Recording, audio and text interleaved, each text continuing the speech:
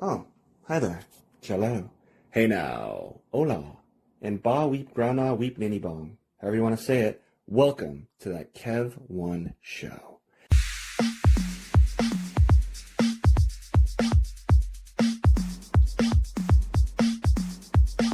My guest today is a world-traveling, multifaceted artist, from music videos to modeling, who, if you're lucky enough, you may bump into at the Sundance Film Festival or the Cannes Film Festival. Or, if you're not so lucky, at baggage return, if you're caught there.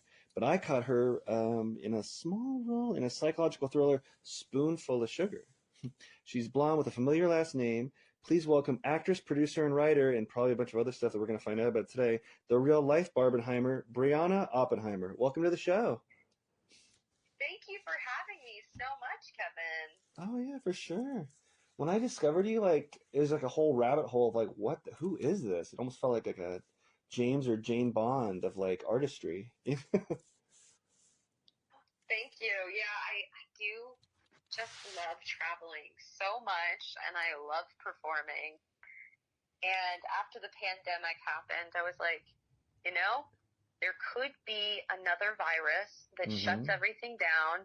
So I better go to all of the countries, Hmm. all of the concerts, all of the parties, because who knows what's around the corner. Yeah, no, yeah, totally. That's an excellent point. I mean, you probably have as well. I've had a near-death experience or two, and the pandemic, like you said, and even just like the lifeblood of our industry that we're in, acting and writing and all that, like being shut down for the SAG-AFTRA strike for the right reasons and everything, mind you, and then coming back, and you just never know what's going to happen in this life, so you just kind of got to live every day, you know? Yeah, I like to say live like you're dying. Yeah, no, totally. Yeah. Yeah. There's actually a song. It's called Live Like You're Dying, and I heard it and I was like, that is some good advice. Yeah. Oh, how long ago did you hear that song? How long has that been your edict, would you say? Probably about 5, 6 years ago. Okay. Interesting. Huh. And while not too long ago, I kind of alluded to in the intro, you went to an event, a mecca, if you will, that every actor, by and large, typically longs to attend, the Cannes Film Festival. Walk us through, that momentous experience, and, how did that come about for you? It was such an amazing experience because I was in a film called Guillotine, Hmm. and the director and one of the producers, they were going to be there selling the film. And I thought I had an opportunity to go to the Cannes Film Festival a few years before that, but I couldn't go. Hmm. And this was the time that I could go. The pandemic had happened, so I was like, I should go. I've never gone. I don't really know what to do. But I went, and our film was really buzzy. Everybody knew about it at the festival. I met people from all over the world. Hmm. I met people from Japan and Brazil and Puerto Rico, filmmakers from everywhere. It was such an amazing experience, and it was so awesome to see how passionate people are about the arts everywhere. This is just an international feeling. People want to see their story Hmm. on screen. They want to feel heard, and it was really touching, especially right after the pandemic, to have that Hmm. experience. Wow. Yeah, it's something that just ties everyone and everything together. Yeah, I haven't traveled as much as you have, but I mean, from India and friends from all over, it's like, yeah, we all have that certain connection, that I feel like I guess you get when you're a kid, and a lot of us, like actors, we never grow up in some ways, in a healthy way. Yeah. So it's like, yeah, huh, wow. Mm. Yeah, it's a really beautiful experience when you're part of a project and you're having such a good time doing it. You love the character, you love the project, and then someone else sees the project. They see you in the character, and just that experience gets them through the day. That just makes their life better. It makes them happier, and they reach out to you, and they're so grateful. And you're thinking to yourself, or I'm thinking to myself, wow, I'm just doing what I love to do. And these other people that are enjoying it is just the best thing in the world. I couldn't ask for a better gift. Yeah. Oh no, I agree. It's like, yeah. Did you get a lot of positive feedback from people who saw the film there, or? Yeah, we've gotten a lot of positive feedback about the film. Mm. It's the way it's edited. We've won some awards, the Mm. cinematography, the director, the theme. It's all been very positive and interesting. And the director, he's just this jolly man named Ray. And he's been through so much in his life, but he's just so down to earth and jolly. And after seeing the film, you would be surprised that this is the guy, this jolly guy, made this film, because there are some harsh moments in it, but it did really well, and we're all really happy with how that went. Oh, very cool. And where can people catch that film, Guillotine? Guillotine. I'm not sure exactly where it is right now, but Yeah, because I'll it get wasn't that back long. to you. Yeah, no, totally. No, I'll pass it along. But yeah, because it was not longer that premiered there, right? So, okay. Yeah, I did notice it was on your IMDb. I do remember that title. I think it's like a red poster, right? Guillotine. Yeah, it's a red poster. It actually premiered at the Barcelona Love and Hope Film Festival, and we won Best Film there. Oh, isn't that always like the best feeling? Like I love when I go to a film festival and like I've been to a couple where like smaller ones in con obviously, but where like you go to like, oh cool, it's premiering there. I know the awards are like soon, and then like the awards are that night. You're like, oh my gosh, and yeah, oh, it's great being like among your peers as well, right? Doing all that, yeah. Yeah, because I'll go to a film festival, Sundance, Con, really any festival that I'm interested in, even if I don't have a film there, because I'm interested to see what people are making. But then when you have a film there, it's just this magical experience. Like, wow, I'm so lucky that I got the audition, I got the callback, I got into the film, and now the film's been made completely, and now it's in a festival, it placed in the festival, and then to win on top of that is just, wow. Yeah, it's kind of like, incredible. yeah, it's such a ups and downs that you go through, right? When making a film, that whole, it's almost like this whole other like motherboard circuit of life, like that's going on, and the auditions and the callbacks and the Zoom and the get there, and then somebody that doesn't come out for like a year or more later, and yeah, it's wild. It's like you're like an elongated like birthday part one of two, or like a wedding and a half, Yes. or graduation Yes. slash. Yes, that's exactly how it is. And, sometimes you're cast in a movie and the movie doesn't get made. Yes. Oh my God. And have you ever been in like a pilot that hasn't been that didn't get released? You're like, oh, okay, you're not picked up. You're like, oh I've my been in gosh. Yeah, I've that's. been in pilots, I've been in movies, I've been in lots of different things, and it doesn't get made. So if the film gets made to completion, it's really a miracle that happens, and that you can be a part of it.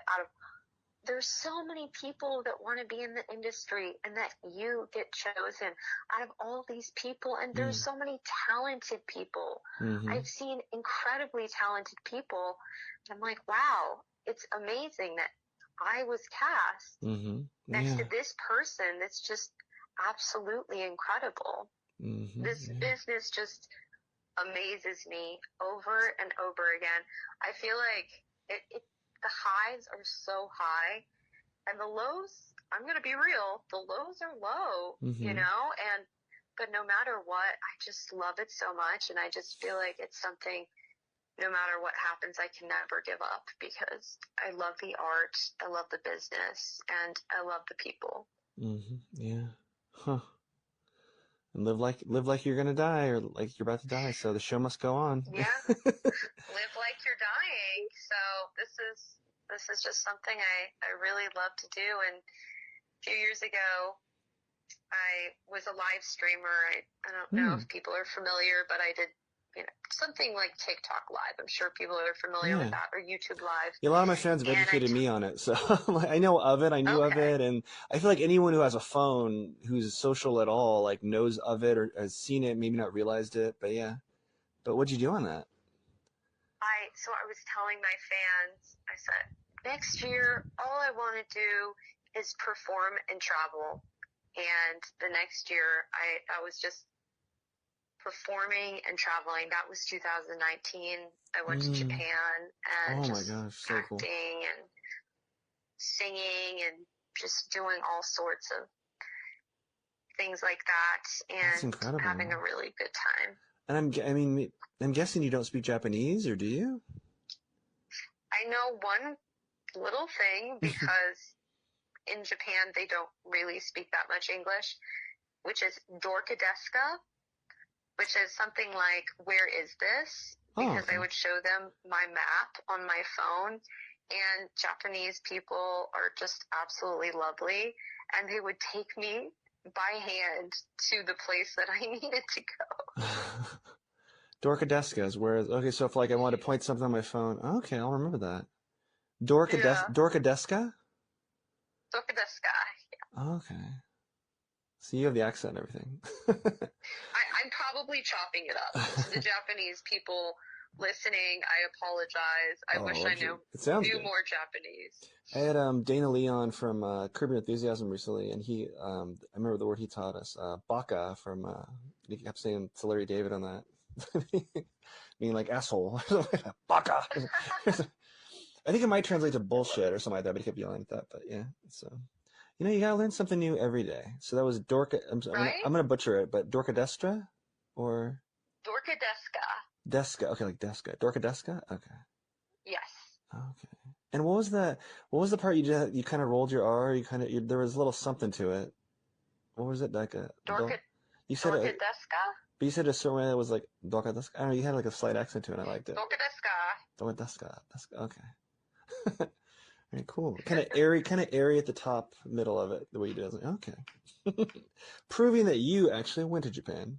Yes, I went to Japan. I loved it. Right after Japan, I went to Singapore, Indonesia, London, France, Berlin.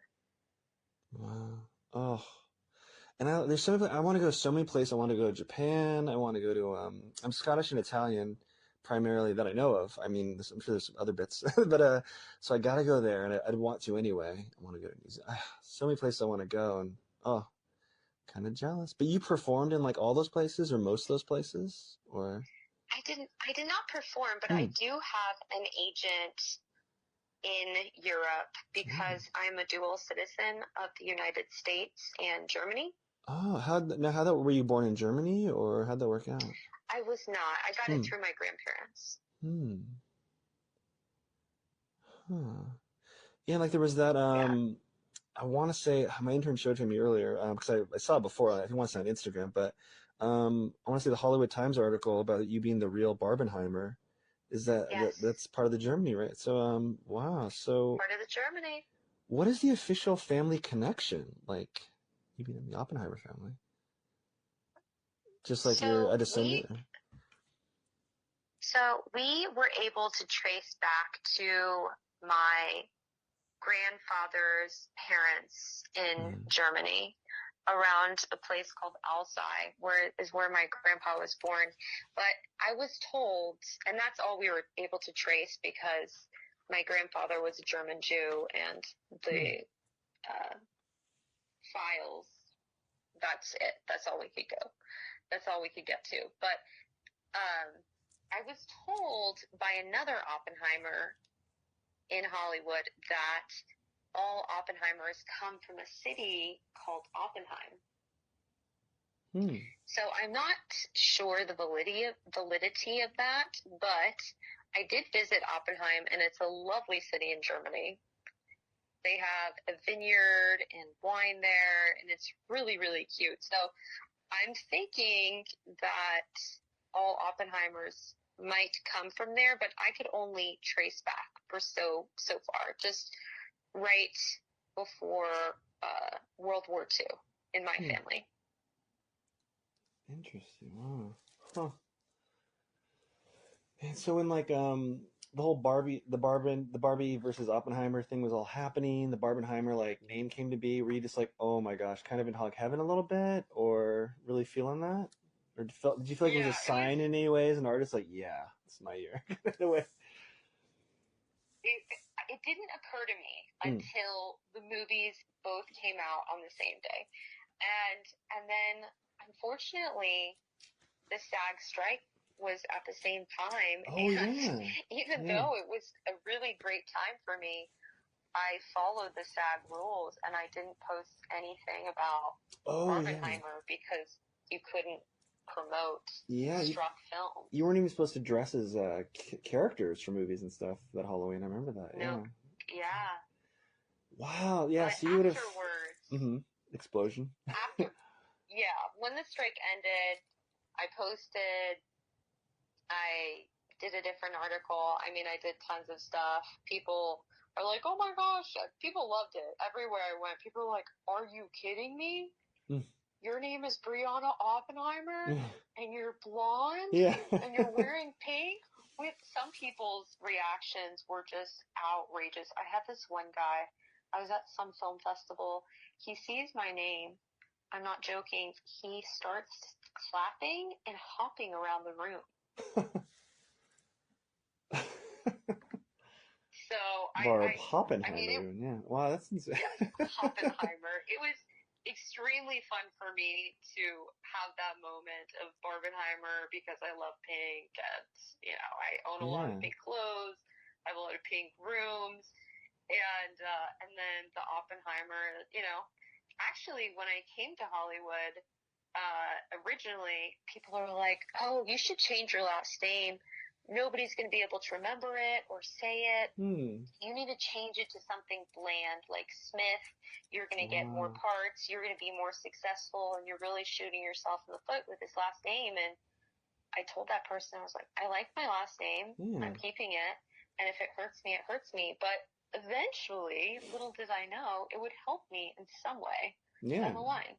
I mean, it's undeniably an icebreaker and a gigantic, huge icebreaker right now for sure. Wow. That's a great point, though. Yeah, if not for the SAG strike, I mean, you might have had so much more, even just like social media content on it. Maybe if you were doing, Twitch or TikToks and all that with it,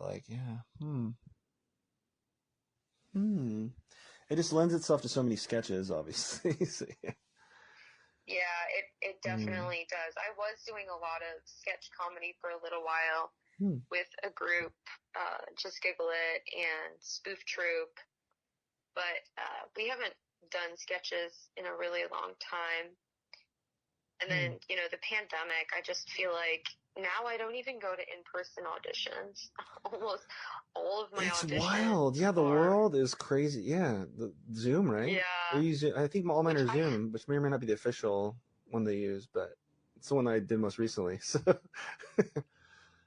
have to say, as much as the pandemic was super annoying, having self-tape auditions is one of the best things to ever happen to me.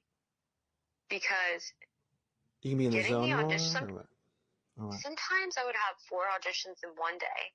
It's Hollywood, Burbank, Santa Monica, downtown, and I'm rushing in my car.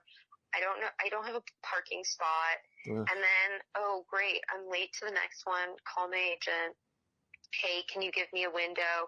I'm running late. And then always the last one was in Santa Monica, and you're fighting that traffic. And then you're like, am I even going to make this? And the cattle call ones are so kind of, not, I don't know if it's say demeaning, but just kind of like, you're just waiting and waiting. And you could psych yourself out, or you often see someone come in like, hey, and they're like buddy with like the person at the door, or the casting person. You're like, oh, cool. Do they already have it? Like, what the hell? You know what I mean? You're stressed and memorizing lines, and they're just like moseying on in. You're like, okay, They're like, hey, bestie. And you're like, why am I even here? Yeah, and that could be the vibe. Yeah, and it's like, but a self-tape, you're like, oh, you can do you. Self-tape, and I was a nanny. And so sometimes I would have to take the little girls I nannied with me to the audition. Oh. And I would be like, okay, here's an iPad. Please don't tell your parents. Super sorry about this. But I off the audition, and I don't nanny anymore. Yeah. But it Oh, was, that's funny. looking back, it was really, really difficult. You should put that in a script And, if you right. the kids Yeah, taking being them to the upset. audition, right? Yeah. But now just getting the self-tape, and I'm just like, oh, I love it. I can light myself perfectly. Yeah. I have my reader. It's just you. Yeah. It's just me. There's no parking involved. Mm-hmm. There's, It's a close set. there's no, Yeah. it's a close set. There's nothing, no one's psyching you out. It's, you're picking your outfit. Even I have gotten, I think 3 I've had do all at the same time. That's the most. And even if they're 3 due, you can get 3 done in a day easy. Oh, at home? Yeah. I mean, imagine spending just 8 hours. You could probably do, I mean, however many, like at least easily 5. I would, well, not easily, the preparation and stuff, but yeah, no, totally.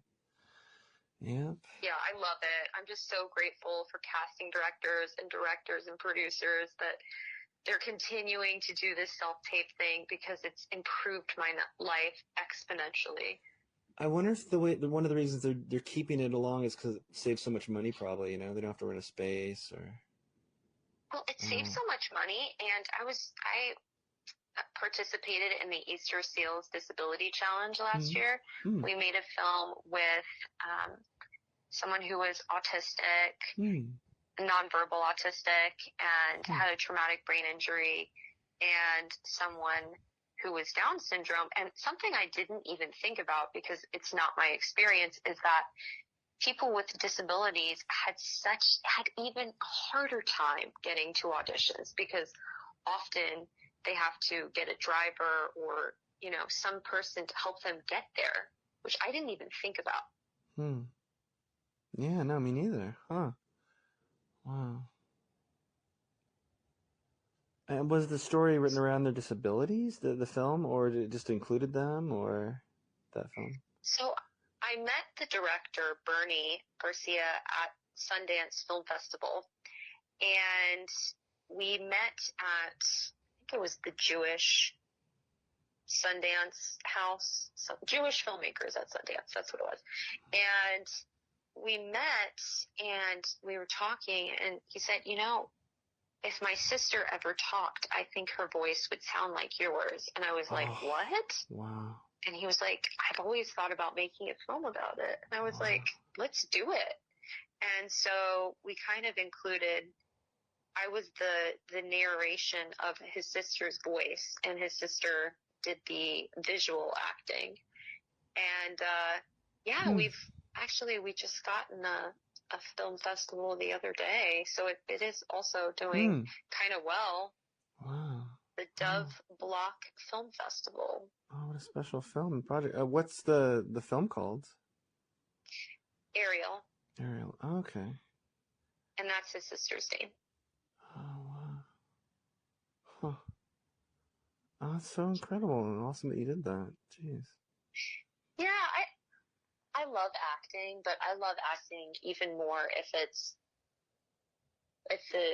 the character or the story is special about a person that really doesn't get their story told that often, or if it's something like a heartwarming film or a comedy that really just brings people joy. Because, not to bring up the pandemic again, but I realized that after the pandemic, people really, they need something to hold on to. They need happiness. They need joy.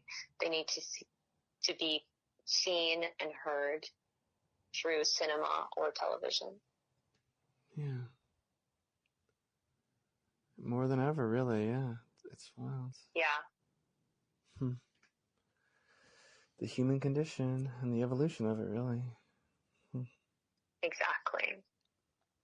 You're so busy, so many hats, and music career even on the rise. So many roles. What was the one that I saw? I hope I get the names right. But I saw one. It sounded like you're really excited about it. I think I saw it on Insta or somewhere.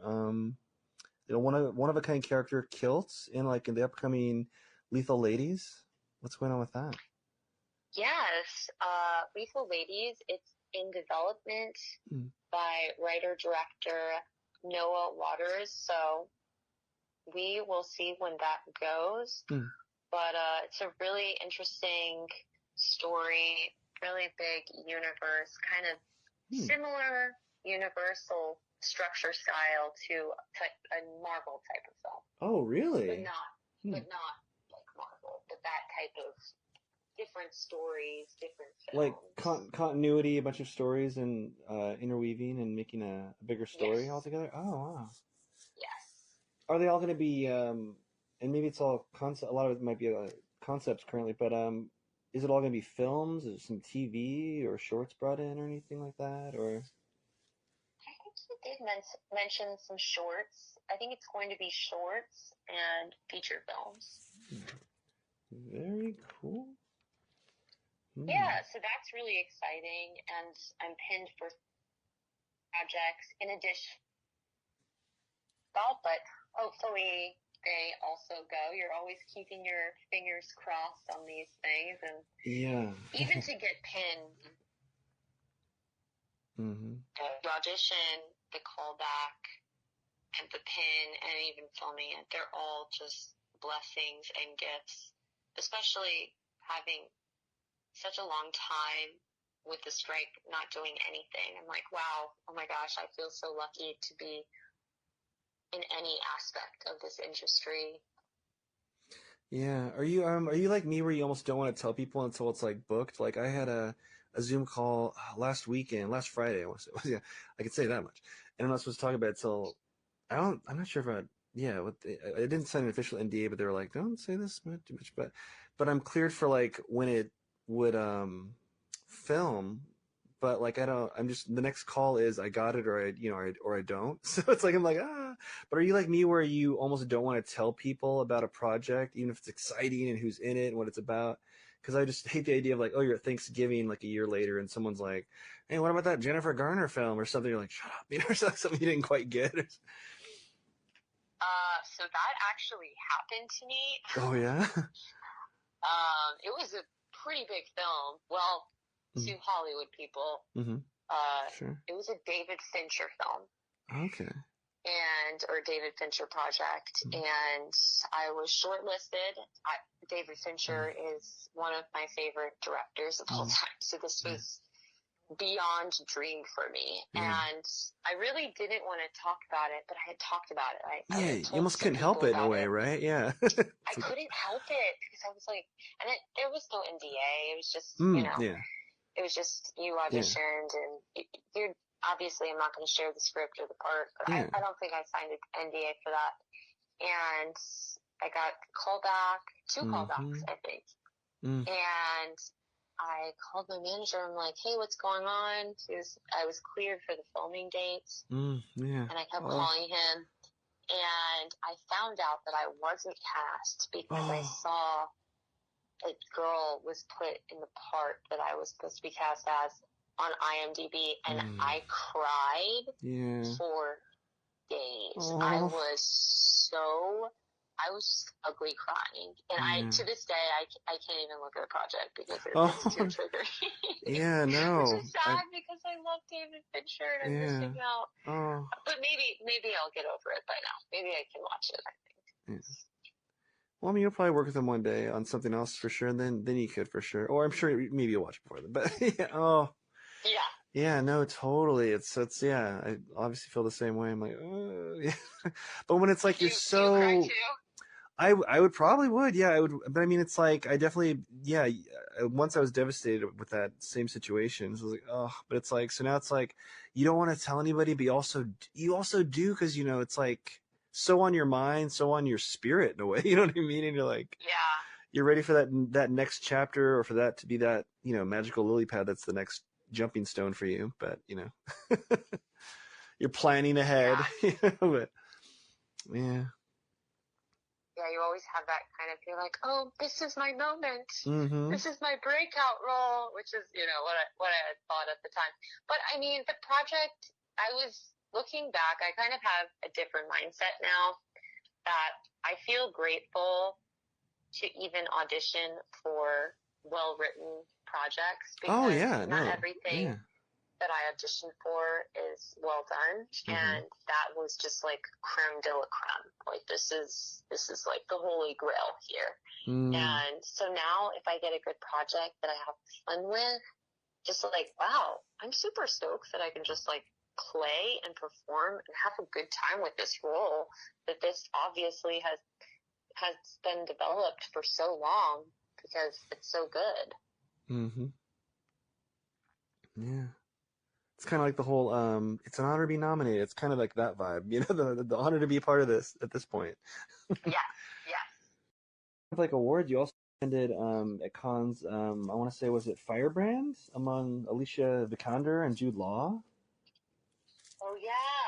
Yes, I did see that, which I was so grateful to even get into that because I didn't know how it worked to get into the premiere films there.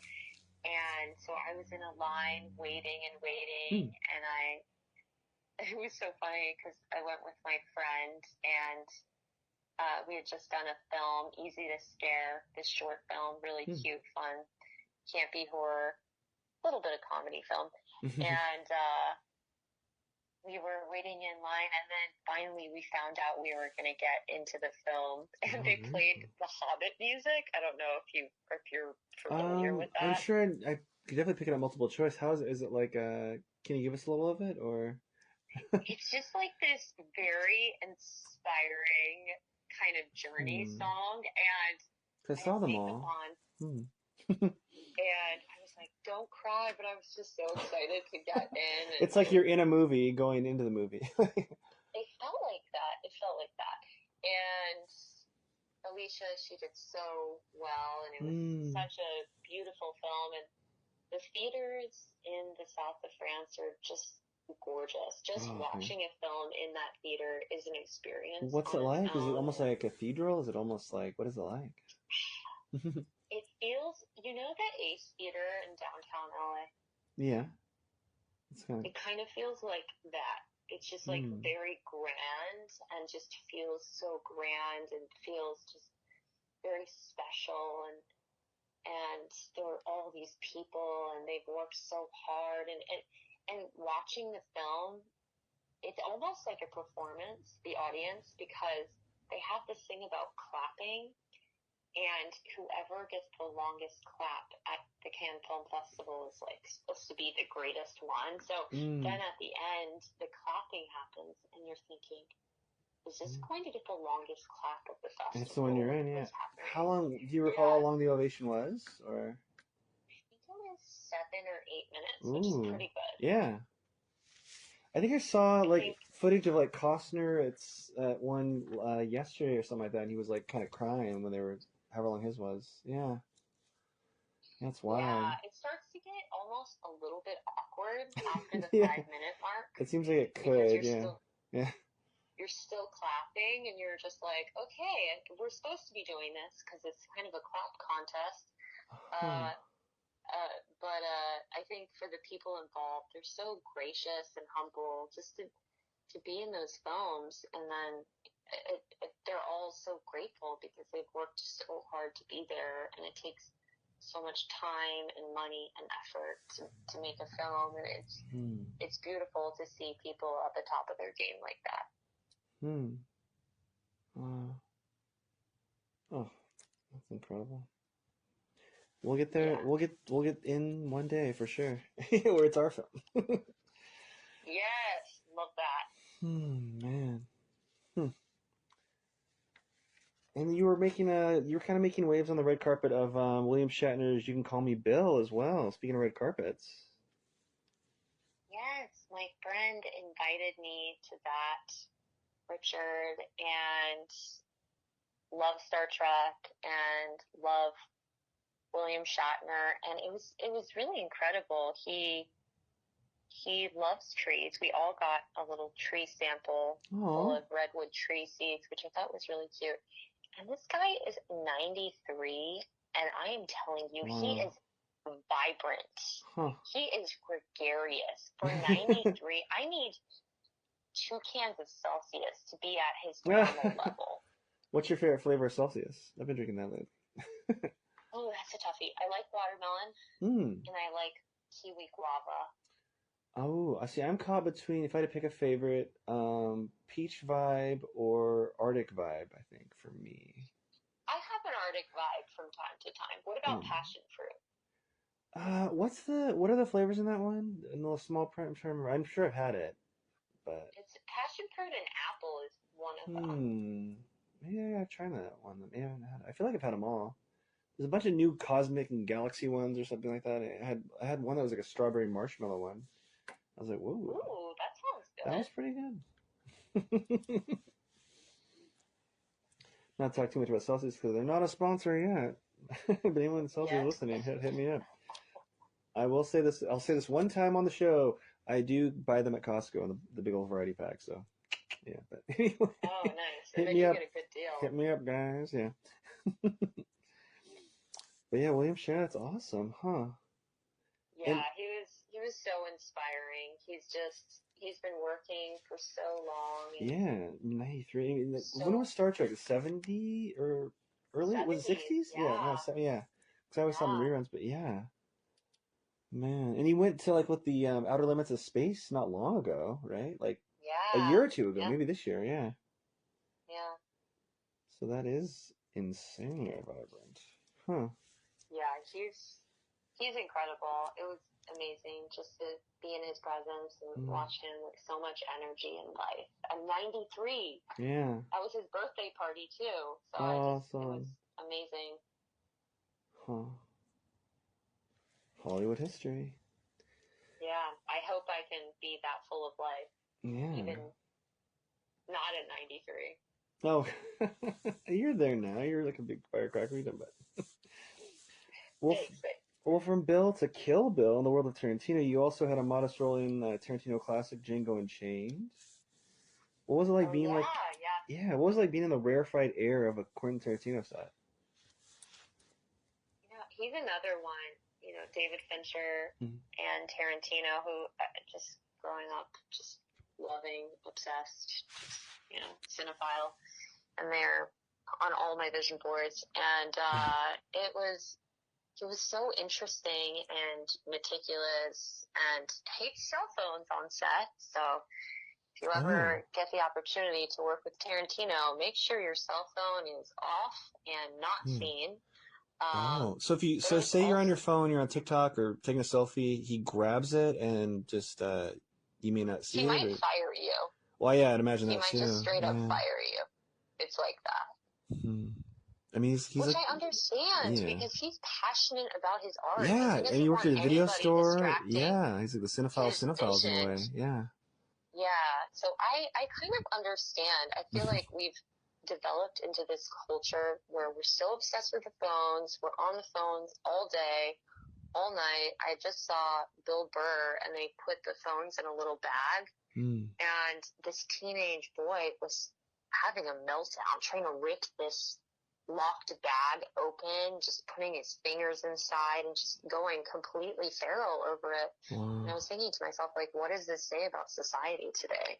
But we're just so addicted to the phones. It is So I think wild, you should right? be able Yeah. to put away your phone. So Tarantino Oh, for a yeah. day. I mean, this guy is a legend. Yeah, undisputably, I would keep my phone at home or in my car, or if it was allowed, in my pocket, and I would keep it in my pocket. I would really, you know what I mean? Because it's an honor to be on that set. Hello, you know. It's an honor. Let alone like it's probably a period piece. A lot of his films, you know, he might be in the '70s, the West, you know, especially with Django Unchained. So it's like, hello, definitely no cell phones. Definitely no Definitely an cell phones, understandable yeah. rule not to have it on that set. I mean, come on, like even like you know, huh? Wow. Yeah, I remember like it's so crazy. Like, I mean, it's been a while now, I guess, but like it feels like cell phones in a way, like the addiction, the must-have-ness of them is relatively new. Like, I mean, I remember my Yeah. first smartphone. I mean, now years are going by. I know that they're flying by, but like, I remember weird times where you'd be on set and like no phones allowed, kind of like what you're saying, where like every set took them away, or like if your phone went off, it's like bloody murder. And I remember where they weren't allowed. And then I remember like I feel like it was the same season, and definitely within the same like same calendar year probably, where I was on a set and like people said cut, and everyone had their phones out, and it was all good. And then you put your phones away. I was like, oh, okay, we can do that now. Okay, like phones are that important to everybody, you know. And that was like, I think it was like a period piece where I was playing a high schooler still in like a 90s set piece, like, you know, after the 90s, obviously. But yeah, so I don't know. And I didn't have a smartphone in like high school or anything. I was a little right before that. But I can't imagine being a kid and like the whole, there must have been like a huge change where phones weren't allowed. Phones are going in like the teacher's drawer. And then phones are so expensive, you can't keep them all in a box and trust kids to take the right phone probably. So it's like, keep them on you. And I almost feel like they're probably not even allowed to say don't have them out, I bet. Or I don't know. It's crazy. To think that you could Yeah, cheat with Google in high school or middle school. It's like wild. that's true. You could do like a chat GPT thing. I know Wow, some right? schools I know some people that work for the school system, and certain schools, charter schools and whatnot, are trying this thing where there's a bucket and everybody has to put their phone into the bucket for the day. And they've found that the children are more focused and engaged, which kind of makes sense. But going back to film, think about when people used to shoot with film and how difficult and expensive it was. And to mess up that perfect little film with a phone is just like, oh my gosh, how could you do that? With digital, it's a little bit easier. But if you think about the even film still, and it's a the headache, editing you know, to edit it out. Yeah, if you're going to edit out like a human cell phone in this alien scene in space, you know, or something like that. Like, why is this alien texting in the background or something? Yeah. yeah, Huh. even with digital, definitely unforgivable. But yeah, I think about how it could ruin the perfect take. And I've never seen anyone ruin a film with a phone, but hopefully I never will. Yeah. Yeah. Well, I don't know. Phone addiction, it's real. So I mean, the chances are you might, you know, you'll see oh. But what can you tell us about that time on the Tarantino set for you? Like, what was? It was really interesting. Tarantino is just full of life, very jovial. Christoph Waltz was in it, and something interesting about him is he was there on set practicing before anyone, before the crew, before the rest of the cast, before anyone was on that set. It was somewhere near Palmdale, and he was just there practicing his blocking over and over again. Just a real perfectionist, an artist, a master. I was like, this is really amazing to witness right now, to see his method.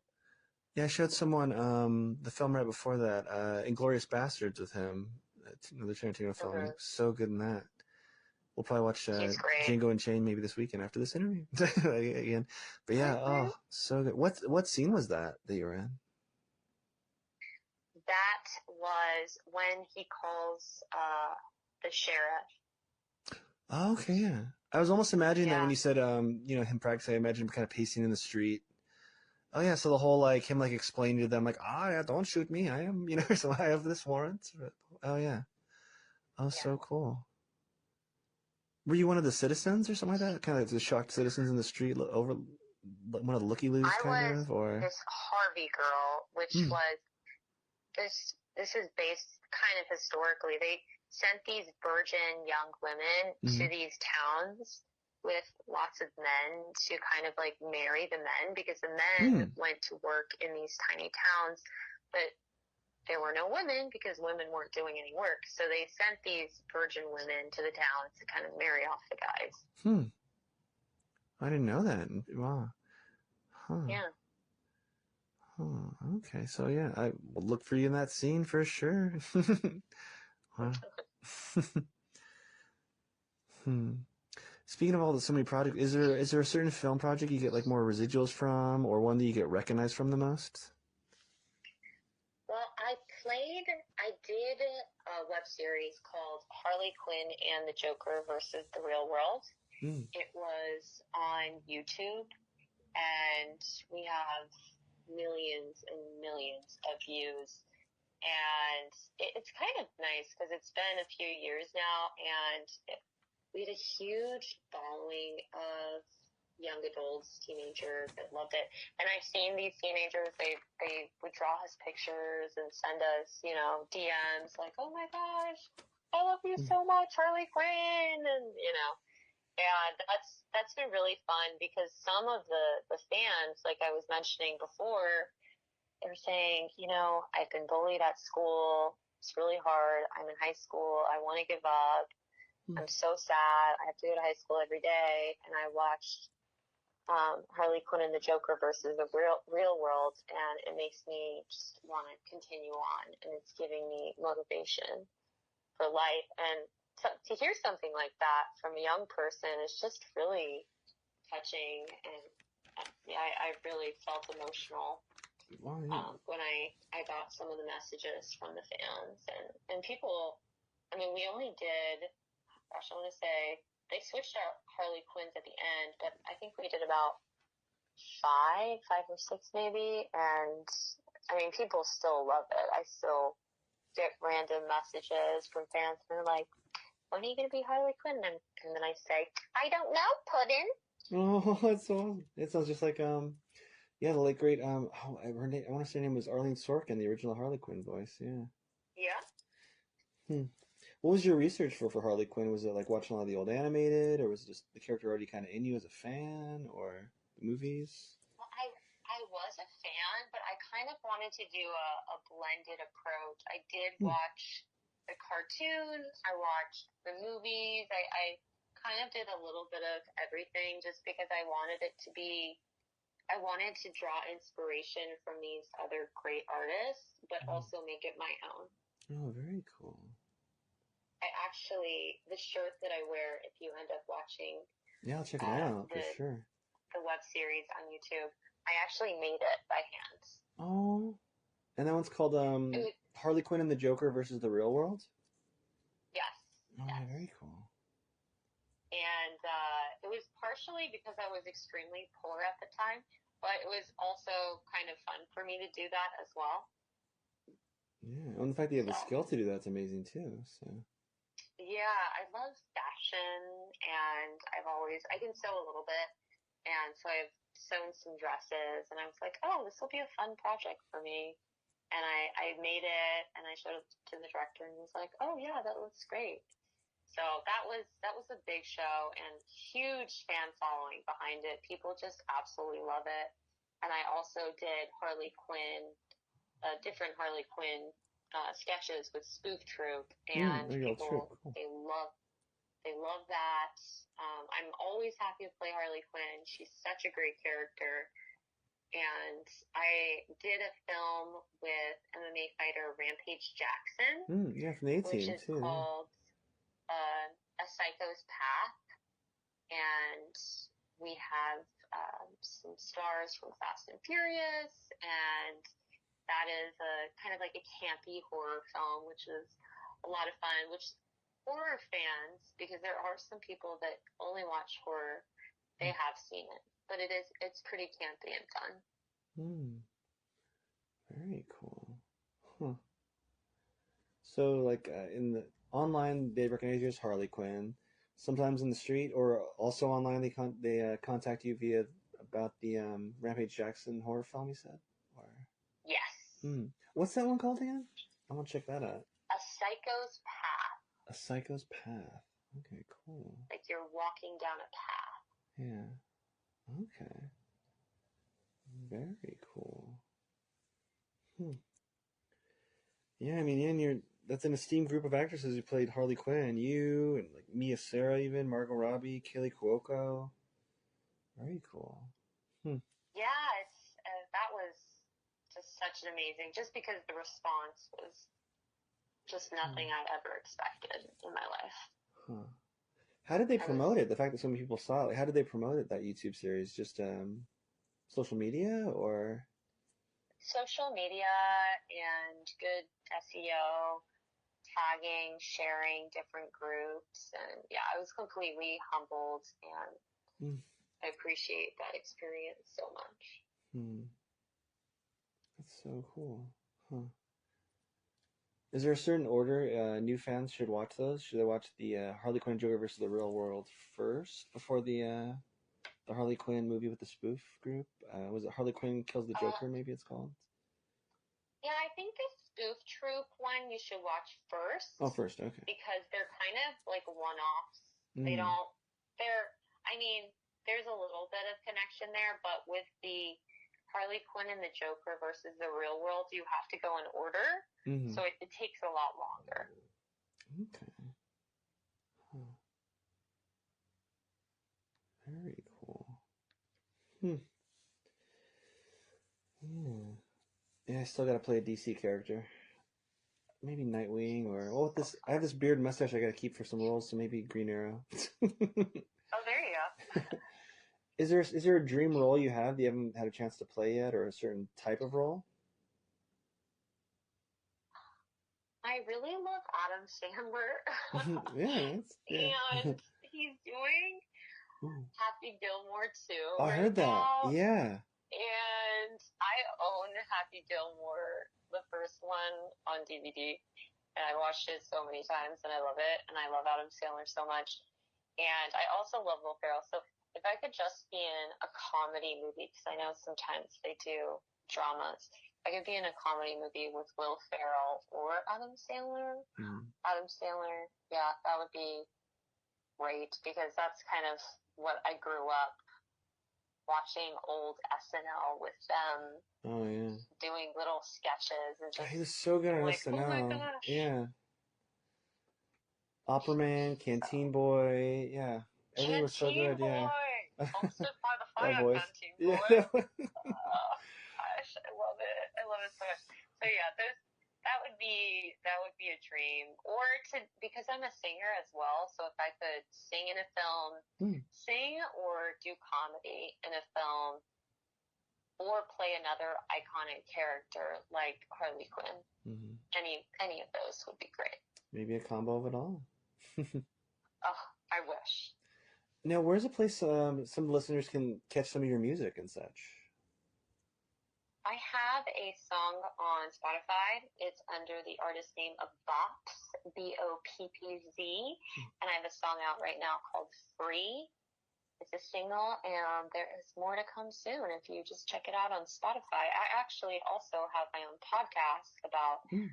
astrology and new agey stuff called Cosmic Creatives. Mm. It's the raw, unedited conversations between me and my friends about all new agey stuff, also on Spotify. Oh, very cool. And was it called Cosmic Creatives? Or no, that's what it was about? Yes. Okay, good. Okay, both. Awesome.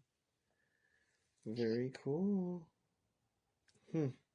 Being on the go and all that. So like when the SAG-AFTRA strike happened, was it the catalyst for a lot of this stuff or not? I know a lot of me and a lot of my acting friends like started doing other creative endeavors and projects and stuff that were allowed during it. Is that where some of this stuff came from, or were you doing anything else during that time?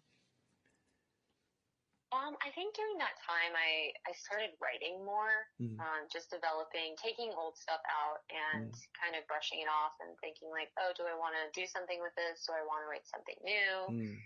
And really getting into a good self-care routine. That also was a priority because you were like, what's going to happen? Is a robot going to take my job? Yeah. And that was definitely on my mind. And then kind of always been into new agey, occult, just rituals and spirituality, meditation, all that stuff. Yeah. And my friend also, she's into that stuff as well. And I thought to myself, let's have a conversation. People, they love hearing about it. So why not do a podcast about it? And eventually I would love to do some sort of retreat. So it's kind of Ooh, thinking the wow. long term, Yeah. like, Holy synergy, Batman. Yeah. yeah. Hmm. The Barbenheimer mushroom cloud will envelop us all one day, perhaps. Yes. Creativity and I'll just positive call it like vibes. the Barbenheimer retreat. Everything's pink. We do a pink meditation, pink It'll walls. be like a fallout shelter where people eat, kind of, or no? Yes. There will be a bomb shelter. Oh my god, that's great. With so much going on, is there anything else that we wouldn't know about you? Any other creative endeavors or avenues or paths? We got the acting, we got the music.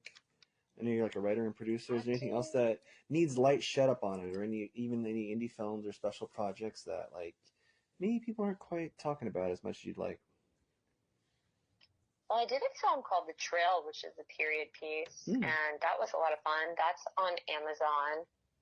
And yeah, I'm actress, singer, writer, producer, sometimes stylist. I styled some music videos. Hmm. I went to performing arts high school, so I dance a little bit as well. And after working with Rampage, I'm a trained boxer. Wow. Um, so that's Very cool. also you don't want to mess with me on the screens Yeah. because I might kick Ooh. your butt. I should get I should get into boxing. I'm like a yellow belt in Taekwondo, but I'm still studying Oh and wow. stuff, so there's some of that in there, but yeah.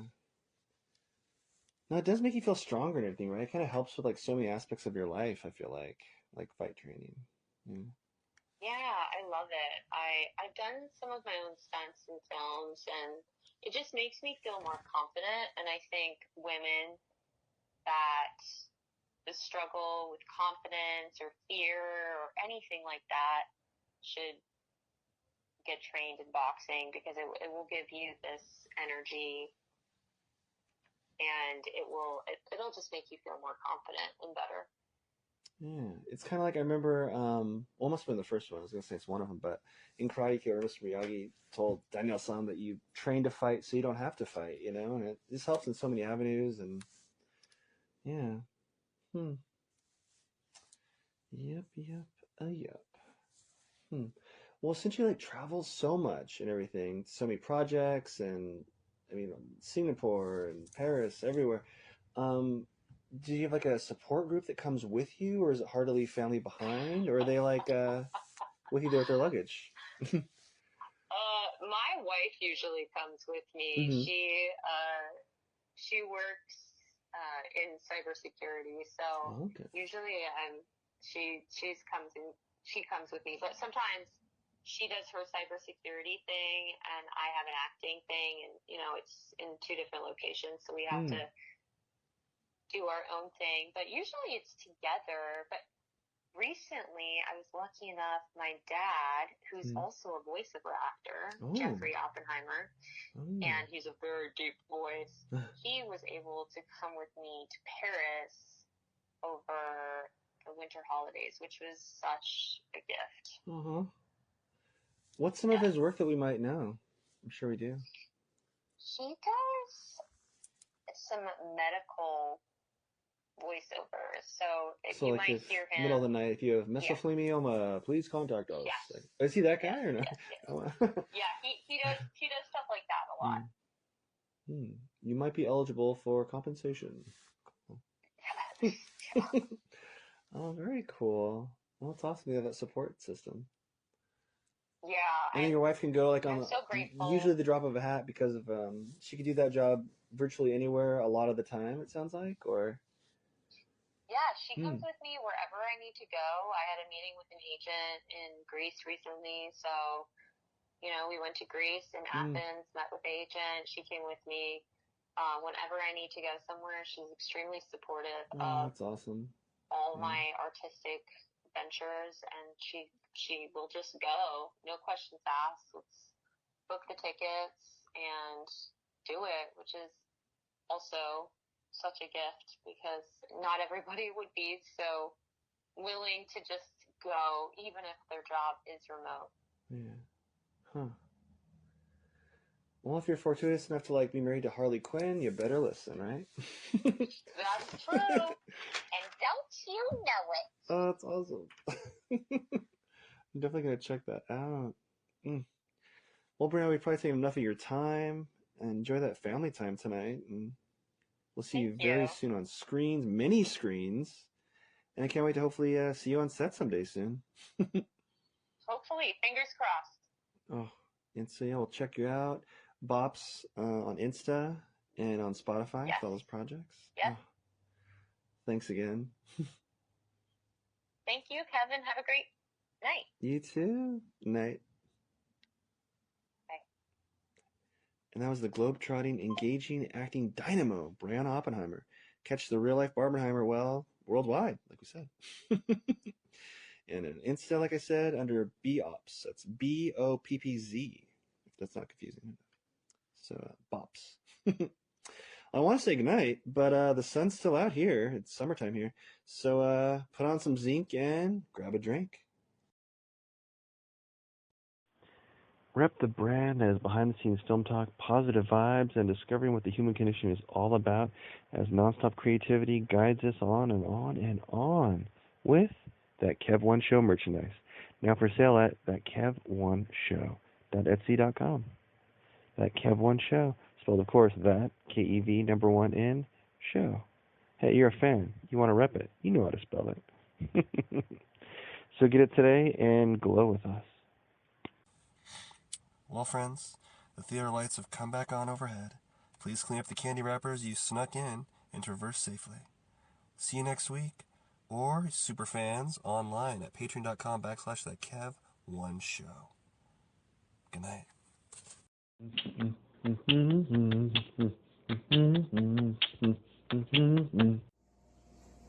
This portion of that Kev1 show is supported by Bohemian Dream Gifts, made with organic and natural oils that nourish and hydrate your skin. Man, I don't know if it's the weather outside or the gym that was killing my skin, because my right elbow on the, it itched like the Dickens, like I was becoming like the lizard from Marvel Comics. I think it's that machine where you put your elbow in and do the lifts, for the bicep. But I was itching my skin like crazy during, well, I won't say who because I don't want them associated with rough skin, with one of our guests here in the near future here. But my right elbow was getting ashy and coming up, getting red and irritated. Anyway, I used some of the promotional cookie dough body oil from Bohemian Dream Gifts that they gave us, and my skin, I'm not kidding, came back. I can vouch for that one. The cookie dough oil body oil. The cookie dough body oil brought my skin back to life like an Evanescence song. I'm not kidding. My skin is smooth and happy again. 100%. You can buy cookie dough oil on Etsy at the Bohemian Dream Gifts shop. Check out their other stuff as well, but that's one that I swear by now. And as soon as my promotional one runs out, I'm going to order some myself. So go to Etsy and visit the Bohemian Dream Gifts shop today.